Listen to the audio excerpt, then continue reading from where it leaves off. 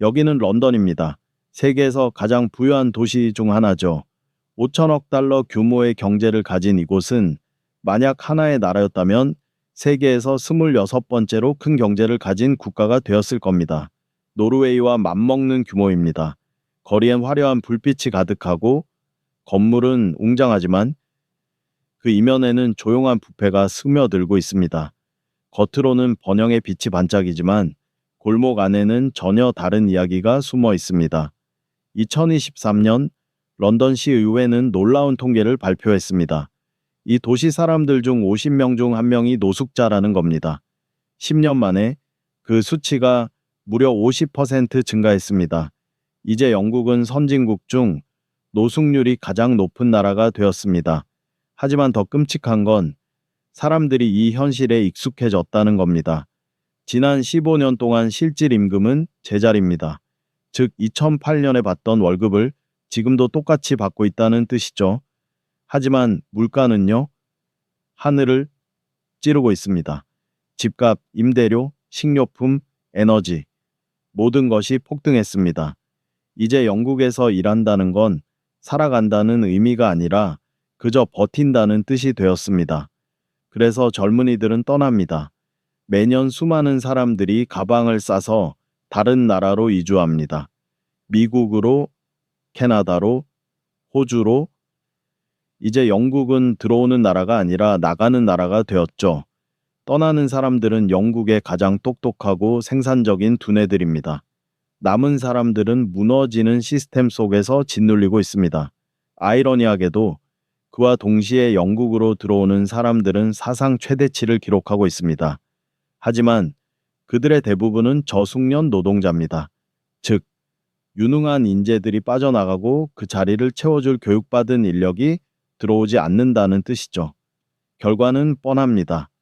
생산성은 떨어지고 경제는 둔해지며 겉보기에는 여전히 부유해 보이지만 그 속은 천천히 썩어가고 있습니다. 어쩌다 이렇게 된 걸까요? 한때 세상을 지배하던 제국이 어떻게 젊은이들에게 여길 떠나라고 말하게 된 걸까요? 이유는 단순합니다. 삶의 질이 무너졌기 때문입니다. 매년 조금씩 나빠지고 있습니다. 겉으로는 선진국이라 불리지만 숫자는 그 반대를 말하죠. 만약 런던을 제외하고 계산한다면 영국의 나머지 지역의 생활 수준은 미국에서 가장 가난한 주인 미시시피보다 낮습니다. 2007년까지만 해도 영국 가정은 서유럽 평균보다 8% 정도만 가난했습니다. 하지만 오늘날 그 격차는 20%로 벌어졌습니다. 이건 단순한 통계가 아니라 한 시대의 균열입니다. 지금 추세라면 2024년에는 슬로베니아의 평균 가정이 영국보다 부유해질 것이고 10년 안에 폴란드도 따라잡을 것입니다. 이건 경제적 붕괴이자 심리적 붕괴입니다. 한 나라가 미래에 대한 믿음을 잃으면 그 순간 성장도 멈춥니다. 영국은 지금 바로 그 지점에 서 있습니다. 상위 소득층은 여전히 잘 살지만 평범한 시민들은 유럽 평균보다 훨씬 가난합니다. 하위 5%는 동유럽 수준으로 떨어졌습니다. 믿기 어렵겠지만 영국의 가장 가난한 계층은 슬로베니아의 가난한 계층보다 20%나 더 가난합니다. 하지만 더 이상한 현상이 있죠. 영국으로 들어오는 사람의 수도 계속 늘고 있다는 겁니다. 모두가 들어오려 하지만 정작 안에 있는 사람들은 도망치고 있습니다. 물이 새는 배 안에서 모두가 서로 다른 방향으로 달려가는 것처럼요. 이건 단순한 경제 문제가 아닙니다. 문명의 균형이 무너지고 있다는 신호입니다. 많은 영국인들은 여전히 1990년대를 그리워합니다. 그 시절엔 오아시스의 음악이 거리마다 울려 퍼졌고 스파이스 걸스가 TV를 점령했죠. 나라 전체에 자신감이 넘쳤습니다. 쿨 브리타니아. 그 단어만으로도 자부심이 느껴졌습니다. 하지만 그 영광의 시대조차 허상이었습니다. 1992년 이후 영국은 꾸준한 성장을 기록했지만 그 성장은 극히 일부의 손에 집중된 불균형한 번영이었습니다. 산업 기반은 무너지고 공장과 광산이 문을 닫으며 노동자 계급은 런던의 불빛 아래에서 서서히 잊혀졌습니다. 그리고 2008년 세계 금융위기가 터졌습니다. 거품이 터지자 진실이 드러났습니다. 영국은 생산이 아니라 금융환상 위에 세워진 나라였습니다. 그 이후로 영국은 한 번도 완전히 회복하지 못했습니다. 지금 영국을 짓누르는 가장 큰 문제는 생활비입니다. 집을 사는 건 꿈조차 꿀 수 없습니다. 이제 방 한 칸짜리 월세조차 감당하기 어렵습니다. 사람들은 이걸 주택위기, 하우싱 크라이시스라고 부르지만 사실상 저버리게 이제 영국의 일상이 되어버렸습니다. 한 나라의 건강은 병원에서 드러납니다. 영국의 자존심, NHS, 국가보건서비스. 이제 그 이름은 자랑이 아니라 고통의 상징이 되었습니다. 모든 사람에게 무료 의료를. 이 아름다운 약속은 이제 노년층의 무게에 짓눌리고 있습니다. 지금 NHS에서 치료를 기다리는 사람은 700만 명을 넘었습니다. 런던 인구만큼의 사람들이 병원 순서를 기다리고 있다는 뜻이죠.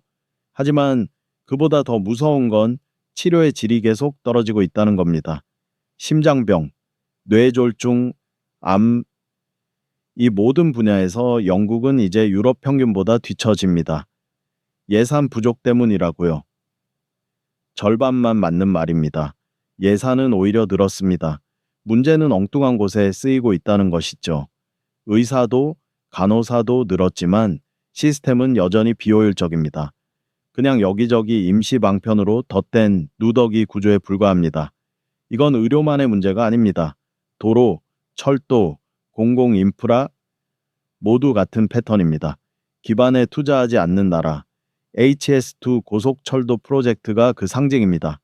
2010년에 시작했지만 2023년에 결국 폐기됐습니다. 수십억 파운드가 증발했죠. 결과는 아무것도 남지 않은 실패였습니다. 그리고 결국 브렉시트가 찾아왔습니다. 유럽을 떠나 독립을 외쳤던 그날, 사람들은 환호했지만 현실은 고립이었습니다. 무역은 줄고 수출은 떨어지고 물가는 치솟았습니다. 하지만 진짜 문제는 브렉시트가 아닙니다. 단기 이익을 좇는 사고방식, 바로 그 마음의 구조가 문제였습니다.